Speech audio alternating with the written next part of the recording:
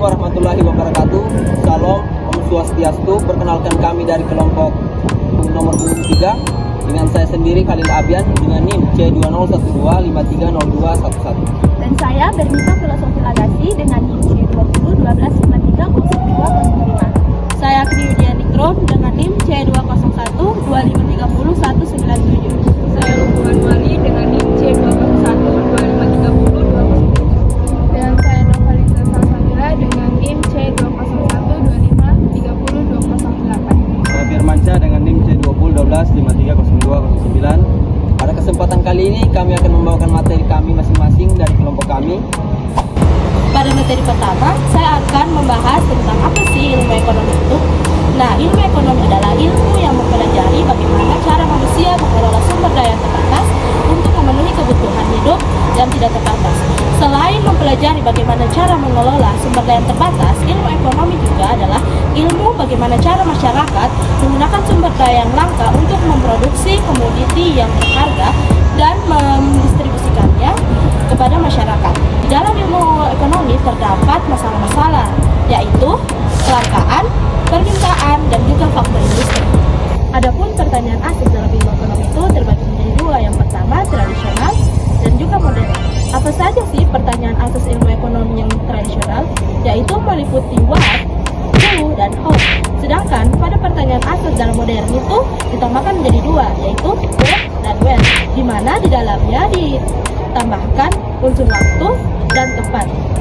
Adapun jenis pendapatan nasional, yang pertama produk domestik bruto, produk nasional bruto, produk nasional neto, pendapatan nasional neto, pendapatan persorangan, dan pendapatan siap dibelanjakan. Pada kesempatan kali ini saya akan membawakan materi mengenai permintaan. Apa sih itu permintaan? Permintaan adalah jumlah barang atau jasa yang ingin dibeli konsumen pada waktu dan harga tertentu. Bukan sekedar keinginan, tetapi keinginan yang didukung kemampuan dan kesediaan untuk membayar. Contohnya, permintaan akan masker yang meningkat saat pandemi COVID-19. Dalam permintaan, ada yang dinamakan hukum permintaan, yaitu jika harga barang naik, maka permintaan akan turun. Sebaliknya, jika harga barang turun, maka permintaan akan naik. Kurva permintaan. Kurva permintaan adalah sebuah grafik yang menggambarkan hubungan antara harga dan jumlah barang yang didatang. Apa sih faktor-faktor yang mempengaruhi permintaan? Yang pertama, harga barang itu sendiri. Yang kedua, harga barang lain. Yang ketiga, selera masyarakat. Yang keempat, jumlah penduduk. Dan yang kelima, pendapatan konsumen. Dalam permintaan, ada dua jenis permintaan. Yang pertama, permintaan absolut, dan yang kedua, permintaan efektif. Permintaan absolut adalah keinginan membeli tetapi belum terwujud. Sedangkan permintaan efektif adalah yaitu keinginan membeli disertai kemampuan dan kesediaan untuk membayar. Pada kesempatan kali ini saya akan membawakan materi tentang penawaran. Apa itu penawaran? Definisi penawaran adalah kesediaan dan kemampuan produsen menjual barang pada berbagai tingkat tertentu. Apa saja faktor-faktor yang mempengaruhi harga barang? Penawaran. Menurut ahli ekonomi seperti Gregory Mankiw pada Principle of Economics 2013, terdapat dua kelompok besar faktor yang mempengaruhi penawaran, yaitu faktor harga dan faktor non-harga. Yang pertama, harga barang itu sendiri. Ketika harga suatu barang naik, produsen terdorong untuk menjual lebih banyak agar memperoleh keuntungan lebih besar. Sebaliknya, jika harga turun, produsen akan mengurangi jumlah barang yang ditawarkan. Ini tingkatnya positif, searah. Apabila harga naik, penawaran ikut naik. Apabila harga turun, penawaran ikut turun. 2. Biaya produksi atau harga input faktor produksi. Jika biaya produksi naik, keuntungan produsen menurun sehingga mereka akan mengurangi produksi. Hubungannya negatif. Apabila harga produksi turun, maka penawaran naik. Jika harga produksi naik, maka penawaran turun. 3. Kemajuan teknologi. Teknologi baru meningkatkan efisiensi produksi. Teknologi yang lebih baik memungkinkan produksi menghasilkan lebih barang lebih banyak dengan biaya lebih rendah. Hubungannya positif, teknologi meningkat, penawaran meningkat. 4. Harga barang lain yang berkaitan atau barang pengganti substitusi dan barang pelengkap komplementer. Penjelasan barang substitusi atau pengganti. Jika barang substitusi pengganti naik, produsen bisa beralih memproduksi barang itu. Dan barang komplementer, jika harga barang pelengkap naik, penawaran barang harga utama bisa ikut naik. Saya dari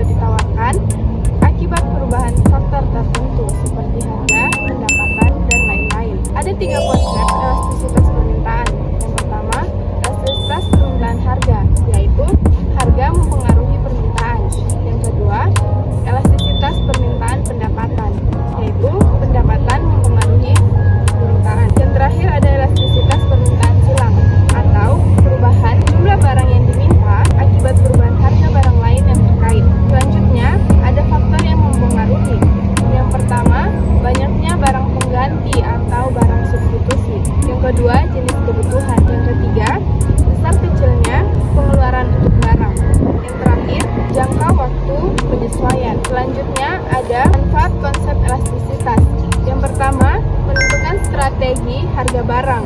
Yang kedua, menilai dampak pajak dan subsidi. Yang ketiga, mengetahui perubahan pendapatan produsen. Yang terakhir, membantu kebijakan ekonomi dan perencanaan barang. Sekian, terima kasih. Di sini saya akan membacakan materi dari kelompok saya, yaitu kelompok 2 dengan judul materi fungsi produksi. Fungsi produksi adalah persamaan yang menunjukkan hubungan antara jumlah dan input atau faktor produksi yang menunjukkan hasil atau jumlah output faktor yang dihasilkan dari hasil produksi. Kemudian ada komponen utama dari fungsi produksi. Yang pertama ada input, yang artinya sumber daya yang digunakan. Yang kedua ada tanah, sumber daya alam. Yang ketiga ada tenaga kerja, upaya fisik yang dilakukan. Kemudian yang keempat ada modal, sumber daya buatan manusia. Yang kelima ada kewirausahaan, yaitu kemampuan menggabungkan dua komponen untuk faktor produksi. Dan yang terakhir ada output, barang atau jasa yang dihasilkan dari faktor produksi. Kemudian fungsi produksi juga memiliki fungsi-fungsi produksi. Yang pertama itu ada perencanaan produksi, pengendalian produksi, pengelolaan produksi, perawatan, dan jasa penunjang produksi. Dan yang terakhir ada macam-macam fungsi produksi. Terbagi menjadi 3, yaitu fungsi produksi berdasarkan periode. Yang pertama itu ada fungsi produksi jangka pendek, relatif menggunakan waktu yang relatif singkat atau pendek. Dan yang kedua itu ada fungsi produksi jangka panjang atau melalui waktu yang relatif panjang atau lama. Kemudian ada fungsi produksi berdasarkan jenis, yaitu produksi dalam bentuk barang, artinya menghasilkan dalam bentuk fisik. Kemudian ada produksi dalam bentuk pelayanan atau menghasilkan sebuah pelayanan. Dan yang terakhir, fungsi-fungsi produksi berdasarkan skala. Yang pertama itu ada fungsi produksi massal, artinya dia menghasilkan jumlah barang dalam jumlah yang besar atau banyak. Dan yang terakhir itu ada fungsi produksi custom, artinya menghasilkan produk sesuai kebutuhan. Terima kasih.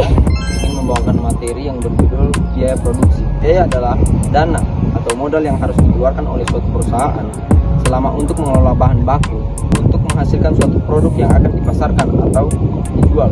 Menurut Riswandi, biaya produksi adalah biaya yang berhubungan fungsi produksi. Biaya produk terdiri dari biaya bahan baku langsung, biaya tenaga kerja langsung, dan biaya overhead pabrik. Jenis biaya produksi perusahaan terbagi jadi 2 jenis, yaitu paling sederhananya adalah biaya tetap dan biaya variabel. Biaya tetap adalah biaya yang tidak akan berubah ketika jumlah produksi yang kita kelola akan bertambah atau berkurang. Contohnya seperti biaya sewa gedung atau biaya sewa tempat usaha dan sewa gaji karyawan, asuransi perusahaan. Kalau biaya variabel, dia timbal balik dari biaya tetap karena dia akan berubah ketika jumlah produksi yang kita kelola bertambah atau berkurang. Maka dia mengikuti jumlah produksi yang kita kelola, seperti biaya bahan baku. Oke guys, sekian pemaparan materi dari kelompok kami. Jangan lupa Like, comment, and subscribe.